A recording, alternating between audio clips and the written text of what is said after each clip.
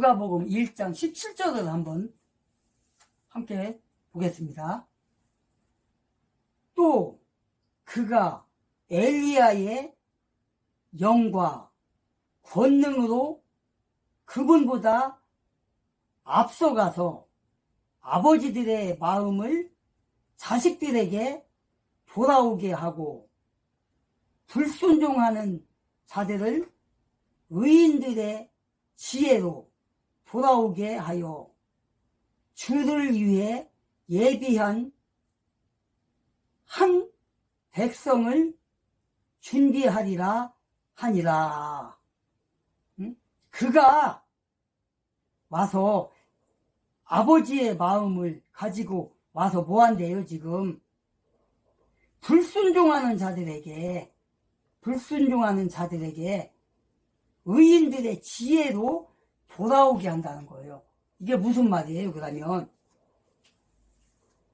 불순종하는 자들에게, 예수의 말을 믿지 못하는 자들에게, 유대인들은 아직까지도 21세기 지금까지도 예수를 하나님의 아들로 치지를 않아요. 지금도. 근데 그때는 어떻게 했어요? 2000년 전에는.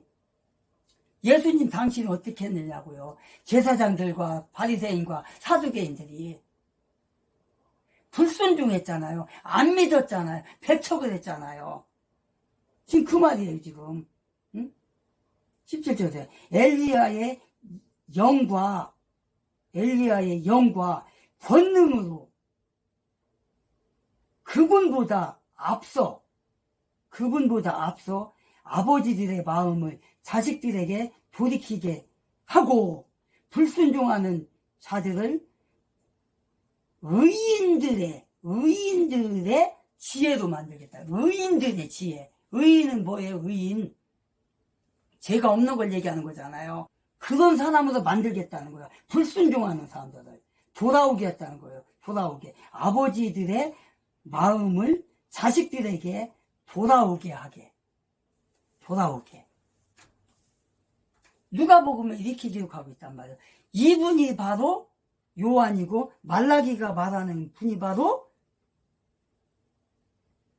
요한인데 그 요한이 엘리야의 심정으로 이 땅에 보내줬다는 것을 지금 얘기하는 거예요. 아버지의 마음으로. 아버지의 마음이라는 게 뭐예요? 그러면 그러니까 알잖아요, 여러분. 그럼 어렵게 생각하지 말자고요. 그냥 쉽게 생각하자고요. 아버지의 마음. 아버지가 자식을 생각할 때, 자식이 잘 될 때는 정말 얼마나 아버지의 마음이 흐뭇하고 정말 얼마나 자식을 볼 때 예쁘고 믿음직스럽고 정말 그렇게 봐요. 그러나 그 자식이 잘못됐을 때, 잘못된 길로 갈 때, 뭐 예를 들어서 뭐 어린 그 중학생이 고등학생이 담배나 피고 또 나쁜 사람들과 어울려 다니고 마약이나 하고 술이나 먹고 다니고 옛날에는 이제 바지 같은 거 막 찢어갖고 이렇게 다니고 막 옷도 찢어갖고 다니고 했잖아요. 지금이야 뭐 별로 그런 걸 관여 안 하지만 옛날에는. 그런 때 아버지, 어머니가 얼마나 그 마음이 아프고 찢어지고 막 그랬어요. 그런 걸 생각해 보자고요. 그런 게 아버지의 마음이잖아요. 엄마의 마음이잖아요. 부모의 마음이잖아요. 그러니까 그거예요.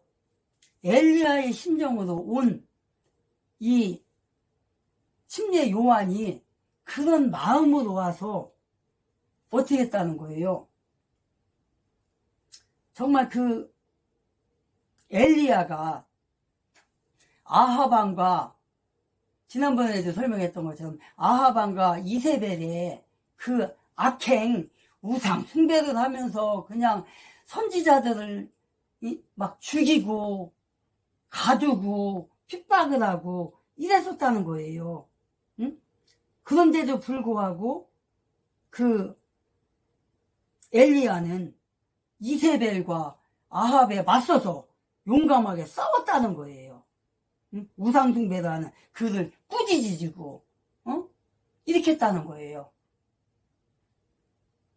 그 엘리야가.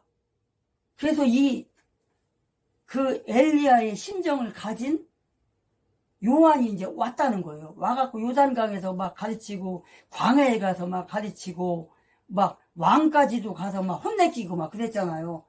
그래서 결국은 그 헤로당이 그때 그 자기 남동생의 남동생 빌립이죠? 빌립왕? 그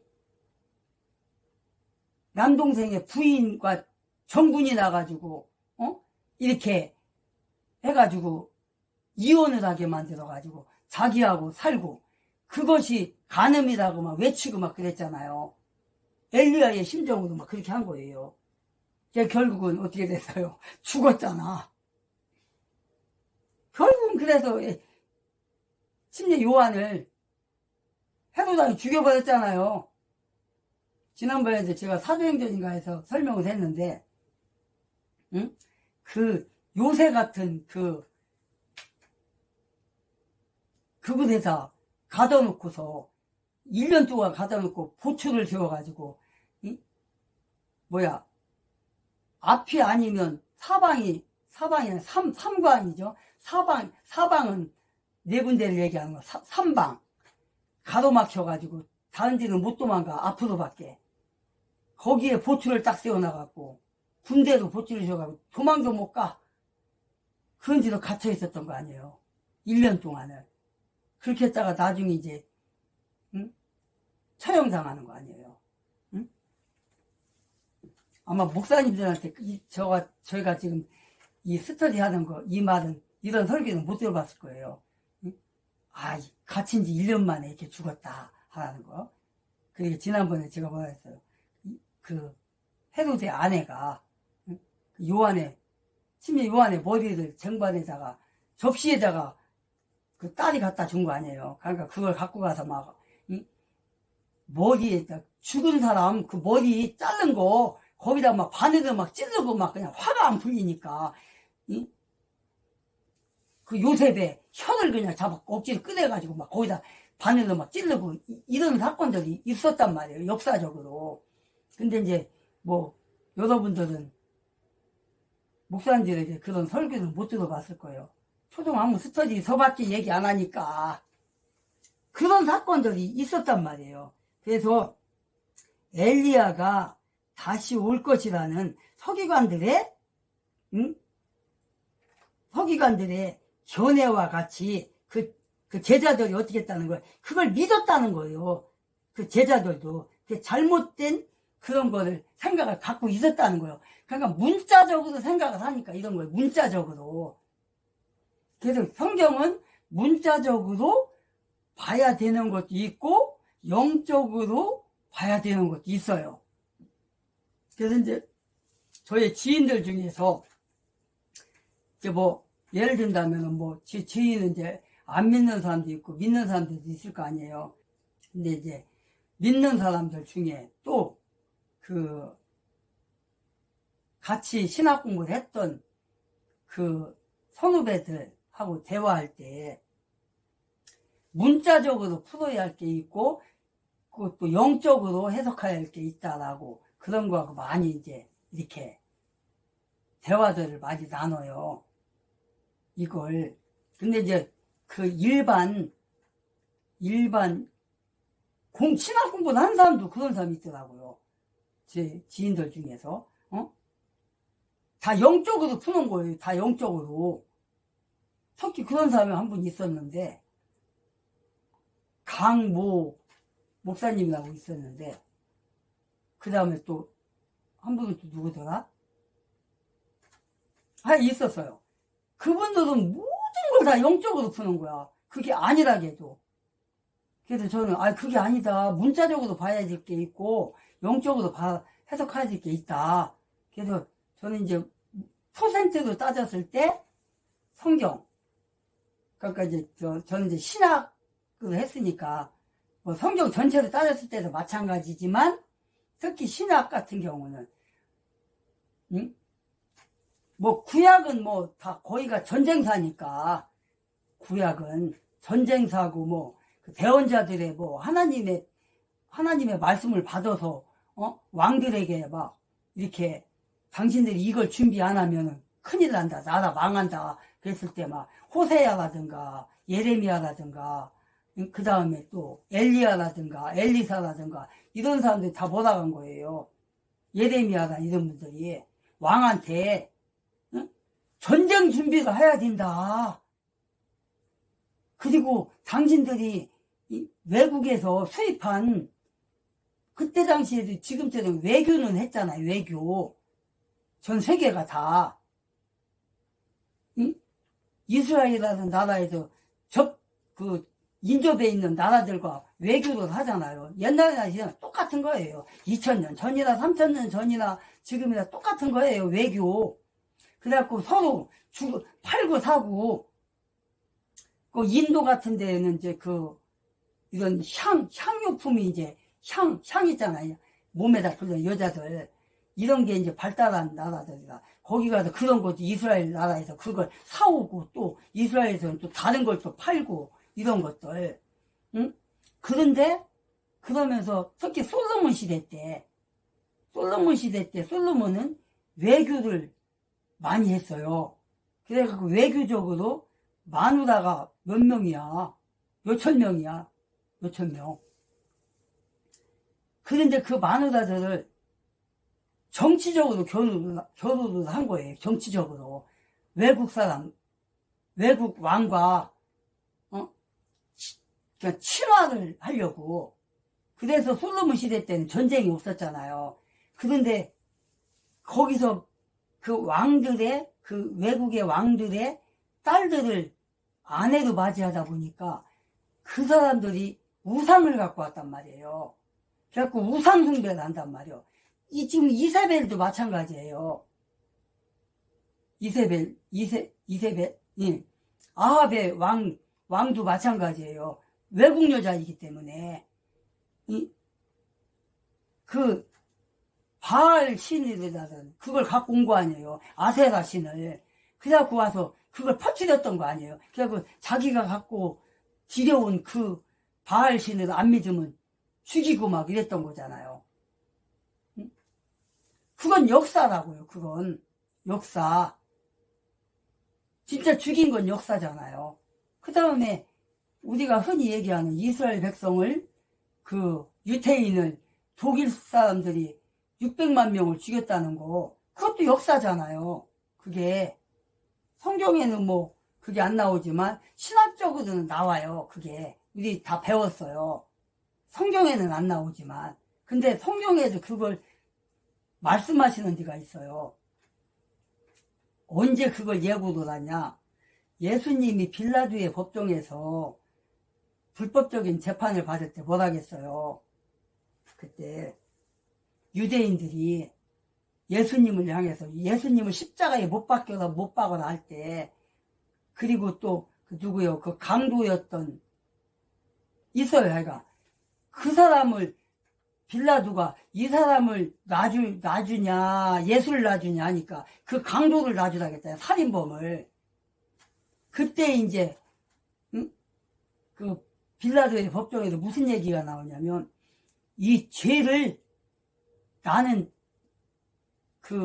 빌라도가 나는 죄가 없다. 나는 죽이고 싶지 않지만 니네들이 죽이라고 하니까 나는 어쩔 수 없이 내주는 거다. 그러면서 니네가 책임져라. 그러니까 그때 뭐라고 해요? 우리가 책임지겠다. 우리 후손들에게 돌리겠다.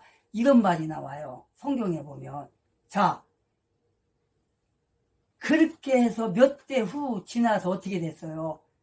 독일이라는 나라가 이스라엘 나라를 침범을 해서 600만 명이라는 사람을 죽이는 거예요. 그러니까 그 독일 히틀러가 뭐라고 했어요? 니네가 말한 대로 이뤄진 거다. 그렇게 얘기를 했잖아요. 그게 실현이 된 거란 말이에요. 그 600만 명 삭살이. 다 이유가 있는 거, 이게요. 그래서 하나님이 뭐라고 그래요? 예수님이 너희들이 기도한 대로 이루어진다. 말한 대로 이루어진다. 그러잖아요. 그래서 우리 특히 목회자들은 기도를 조심해야 되고 말을 조심해야 돼요. 누구를 향해서 저주를 하잖아요. 그 사람은 분명히 저주를 받아요. 그런 게 많아요. 아마 이번에 재판관들, 윤석열 대통령 탄핵시킨 재판관들, 많은 목사들이 그 사람을 향해서 뭐 저주라기보다는 비판의 기도를 많이 했을 거예요. 아마 저주한 분들도 있을 거예요. 응? 왜? 사탄의 앞잡이 짓을 했으니까.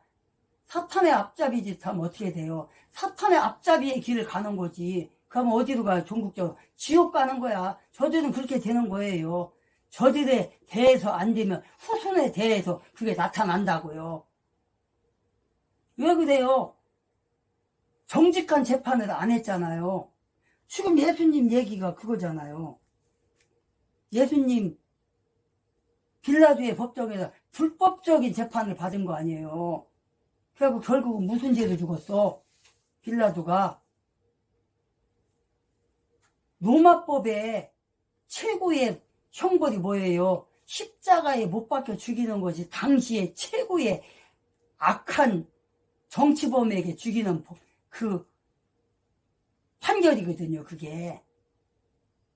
그래서 십자가에 못 박혀 죽은 거예요, 예수님이. 그때 불법적으로 재판을 받고 죽은 거예요. 무슨 죄로? 예수님이 하나님의 아들이라겠다고.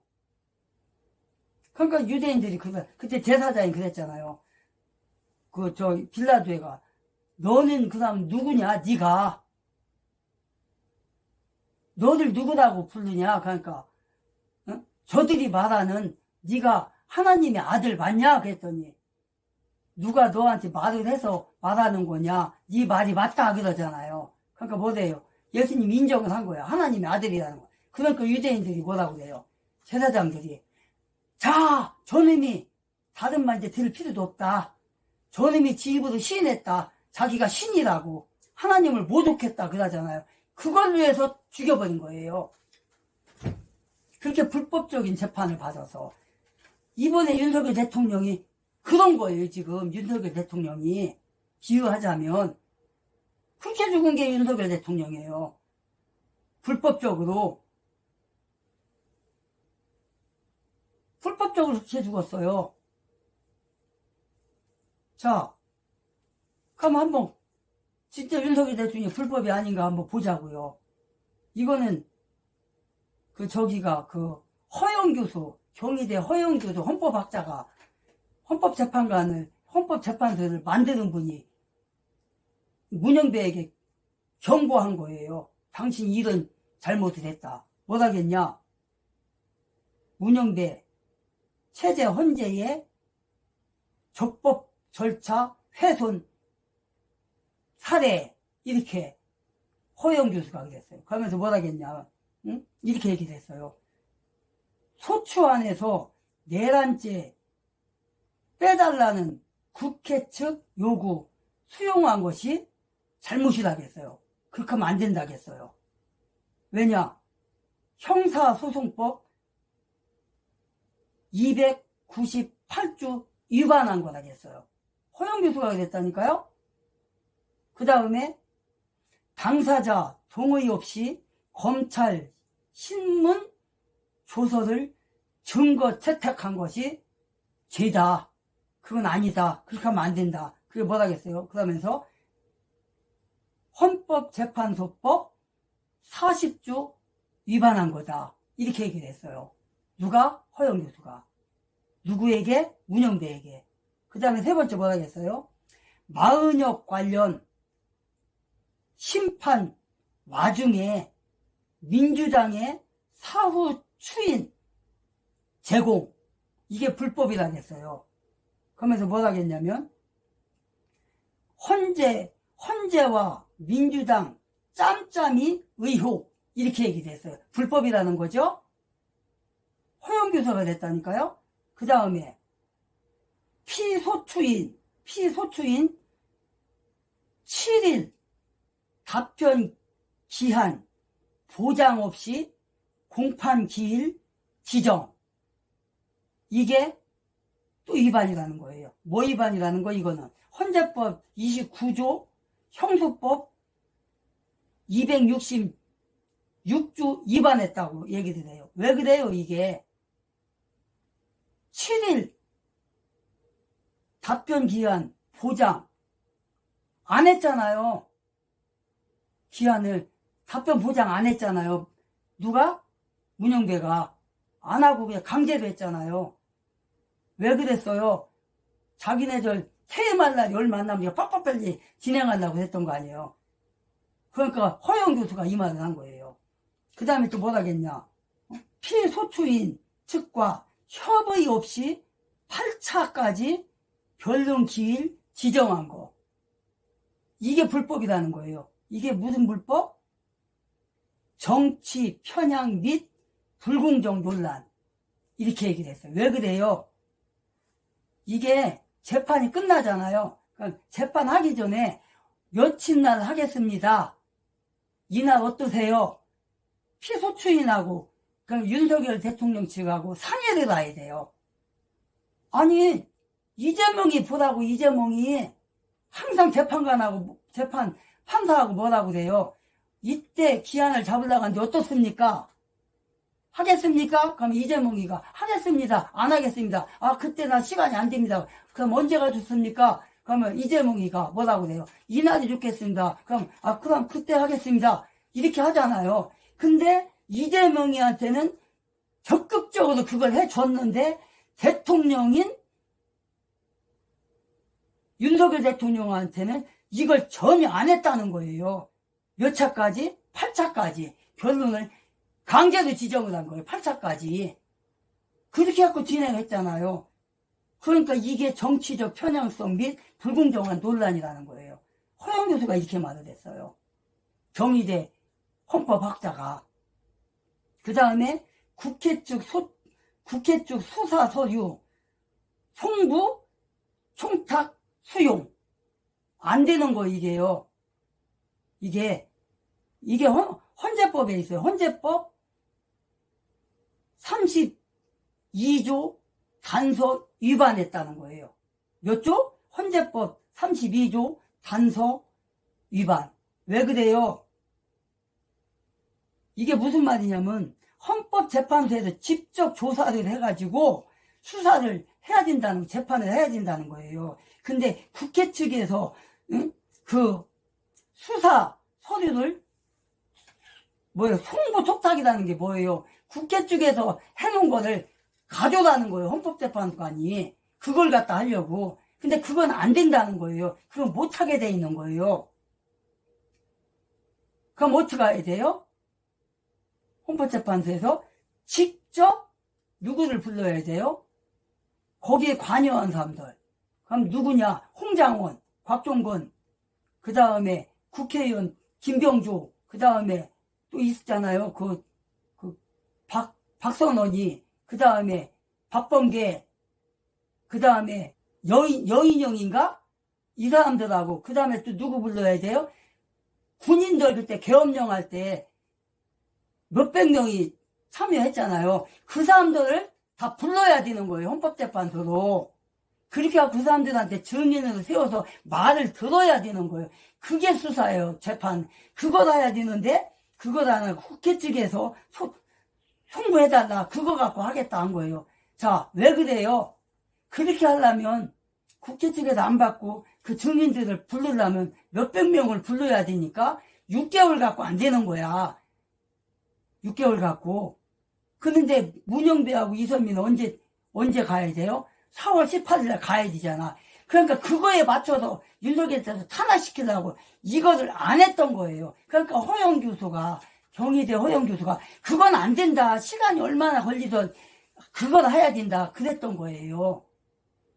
그래서 윤석열 대통령 탄핵한 게 잘못된 거예요. 지금 저거 다시 돌려야 되는 거예요.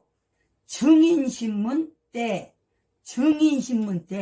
대통령이 참여 권리 보장을 안 함. 이게 뭐예요? 형소법 163조 위반한 거라는 거예요. 이게 무슨 말이에요? 대통령이 헌법재판소 가서 내가 직접 나를 위해서 변호해야겠다면서 처음엔 했어요. 몇 번. 그러니까 이 홍장원이라든가 곽종훈이라든가 또 다른 사람들 여은영이라든가 많이 왔었잖아요. 이 사람들이 말한 게 안 맞잖아요. 나 저런 말 한 적 없다. 그러니까 그 홍장원이하고 곽종훈이가 벌벌벌 떨면서 얼굴색이 변하면서 왜 자기들이 거짓말을 했으니까 응? 사실은 이런 거다 이렇게 얘기를 했잖아요. 그러니까 그 다음부터는 이제 안 되겠는 거야. 문영배가 볼 때 이거 깼다가면 이거 이런 걸 다 숨겨야 되는데 그래서 직접 변호를 막아버린 거예요. 이걸 지적한 거예요 지금. 그러면서 또 뭐 했어요? 초시계까지 갖다 놨잖아요. 그러면서 김계리 변호사인가가 3분만 더 내달라는 거 문영배가 단칼에 거절했잖아요. 그러니까 허영 교수가 그걸 말하는 거예요 지금. 허영 헌법재판관이 허영 헌법재판관이 헌법재판소를 만드는 사람인데 이 사람이 이렇게만 얘기를 한 거예요. 이거 다 불법이다. 빨리 대통령 이거 재판 각하하고 국회로 다시 돌려보내라. 그래서 그때 그랬던 거예요. 즉 뭐예요? 예수님 얘기하다 지금 이렇게 된 거잖아요. 예수님이 이렇게 불법으로 빌라도 법정에서 불법적인 재판을 받았다. 그 예를 들어준 거예요 지금 제가. 이거 말고도 많아요. 또 자료 제가 다 갖고 있어요. 제 태블릿 PC에 다 들어있어요. 진짜 수백 개가 들어있어요 지금 여기에. 근데 이거 다 하려면 엄청나잖아요. 못하잖아요. 제가 그때 재판한 거 다 기사에 나온 거 헌법재판소에서 한 거 기사 다 캡처해갖고 여러분들 그거 다 해지면 깜짝 놀래요 여러분들. 이렇다고요. 그래서 예수님이 이렇게 변화산에서 내려오실 때 제자들이 뭐라고 물어봤다고요? 10절에서 서기관들은 반드시 엘리야가 먼저 와야 한다고 하는데 이렇게 말한 거예요. 그러니까 예수님께서 11절에서 참으로 엘리야가 먼저 왔다. 와서 모든 것을 회복시켰다. 이렇게 얘기하잖아요. 그러면서 12절에서 뭐라고 그래요? 그러나 내가 너희에게 이르노니 이미 엘리야가 왔지만 그들이 그를 알지 못하고 어떻게 했대요? 무엇이든지 자기들이 원하는 대로 그에게 행했대요. 무엇을 행했다고? 죽여버렸다고요. 죽여버렸다고요. 그러면서 뭐라고요? 뒤에 가서 사람의 아들 즉 나도 저들이 이렇게 엘리야의 심정으로 온 침례 요한을 죽였던 것처럼 나도 그렇게 죽게 될 거다라는 것을 얘기를 한 거예요 지금. 그렇게 불법적으로 나도 죽게 될 거다. 그걸 얘기하는 거예요. 그래서 빌라도의 재판에서 불법적으로 죽은 거예요. 한번 읽어봅시다. 그래야지 말만 듣고서는 이해를 못할 것 같아요. 그 빌라도의 법정 한번 가봅시다. 마태복음 읽겠습니다. 마태복음 27장. 이번 21대 조기 대선, 이 조기 대선은 그 어느 때보다도 부정선거 의혹이 강하다라고 하는 것이 부정선거 감시 활동을 했던 사람들이 한결같은 목소리입니다. 자, 사상 최대 규모로 합니다. 자, 이게 드러내놓고 아주 노골적으로 부정선거를 했다. 이렇게 밝히고 있는데, 자, 여기에 대해서 지금, 6.3 대선 선거 무효 소송을 주도하고 있는 박주현 변호사가 소송 변호인단을 꾸렸습니다. 모두 5명입니다. 이 5명은 지금 권오영 변호사, 도태우 변호사, 윤용진, 이선, 그리고 박주현 이 5명의 변호인을 꾸려서 본격적으로 변호를 이 소송을 대리하겠다 이렇게 밝혔습니다. 국민소송인단을 모집했는데 벌써 5,000명이 모였다고 합니다. 5,000명. 자, 그러니까 앞으로 22일쯤에서 본격적으로 소송장을 제기하고 본격 이 활동에 나서겠다 이렇게 밝히고 있습니다. 자, 자신의 페이스북을 통해서 박주현 변호사는 전례 없는 사상 최악의 부정선거를 감행한 부정선거 카르텔 행태가 6.3 대선에서 쏟아졌다 이렇게 말하고 있습니다. 범죄자들은 전쟁이 아닌 부정선거 방식으로 나라의 영토와 주권을 송두리째 빼앗다. 그리고 이는 앞으로 한반도의 자유 대한민국이 지어지고 중국의 하나의 성이 되고 이 한민족이 중국의 소수민족이 될 수 있다 이렇게 밝혔습니다. 자, 그러니까 지금 여기는 배후가 중국이다 하는 것을 강하게 암시하고 있습니다. 중국의 한 소수민족이 될 수 있고 또는 하나의 성, 이 중국의 성리처럼 될 수 있다는 겁니다. 자, 그래서 풍전등화 백척간도의 위기 속에 침묵한다면 역사의 죄인이 될 것 같아서 소송을 하게 됐다. 그래서 소송 절차 입장을 밝힌 겁니다. 자, 앞으로 지금 증거 보전을 하게 되고 증거 보전 신청을 하게 되고 그리고 소장이 바로 재검표에 보전이 되면 재검표에 들어갈 것이다 이렇게 밝히고 있습니다. 자, 증거가 워낙 많기 때문에 광범위하게 전국 각지에서 증거를 모집할 것이다, 수집할 것이다. 이미 수집된 증거도 많다는 겁니다. 그리고 지금 최근에 또다시 용인 수지에서도 이 계속 1000장이 되는 자리, 그러니까 한 장이 아니라 1000장짜리 1번부터 1208번까지 투표지가 분리되는 게 포착이 됐다 이렇게 밝혔습니다. 그러니까 1번 이재명 후보를 찍는 게 1번 계속 나오다가 중간에 2번도 가고 이렇게 해야 되는데 그게 아니고 1번부터 1208번까지 계속해서 이 1번을 찍는 투표 분류지가 발견이 됐다.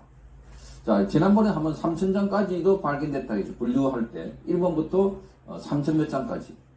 자, 이런 것들이 부정선거 의혹이다. 자, 선관위 입장은 아직 들어보지 않았지만 선관위는 여기에 대해서 아니다. 이미 투표를 개표하고 난 뒤에 그 다음에 여기를 재분류하는 거다 이렇게 밝히고 있는 것 같은데, 그런데 한 번 들어갔던 기계에 금표를 또다시 할 수 없다. 자, 이런 이유를 들어서 이건 설득력이 없다 이렇게 말하고 있습니다. 자, 그리고 우체국이 이번에 부정선거 의혹의 핵심으로 떠오르고 있습니다. 우체국에 특정 우체국의 우편이 다 몰리는 그런 경향. 대전에 있는 특정 우체국에 이 관외 사전 투표를 할 때 그게 몰리더라. 그래서 우체국에 대해서도 증거 보존 조사를 실시하겠다 이렇게 밝히고 있습니다. 그래서 이번에 이 부정선거 의혹과 관련해서는 드러내놓고 대놓고 광범위하게 하더라. 사전 투표는 물론이거니와 본 투표에서도 자, 이런 의혹이 있다 이렇게 말했습니다. 그래서 박주현 변호사는 이렇게 말합니다. 역대 가장 많은 부정선거 의혹이 있는 게 이번 투표였고 최소 600만에서 1000만 표가 조작됐다. 아니 깜짝 놀란 얘기를 하고 있습니다. 최소 600만 표에서 1000만 표가 조작됐을 가능성이 있다 이렇게 말합니다. 가능성. 자, 이런 걸 보면 지금 이번 부정선거 의혹과 관련해서는 지금 5명의 변호사가 달라붙어서 자, 이 광범위하게 자료 조사를 하고 그리고 증거 보전 신청하고 그리고 재검표도 하고 그리고 무엇보다도 이번에는 국제적으로 같이 연대를 하겠다 이렇게 밝혔습니다. 미국의 부정선거 감시단이 지난번에 들어왔습니다. 부정선거 감시단. 자, 그래서 네 분의 부정선거 감시단에 들어와서 한국에 한 10일 동안 있으면서 성명서를 몇 차례 발표하게 됐습니다. 강력하게 의심된다. 인위적인 작용이 된 것 같아.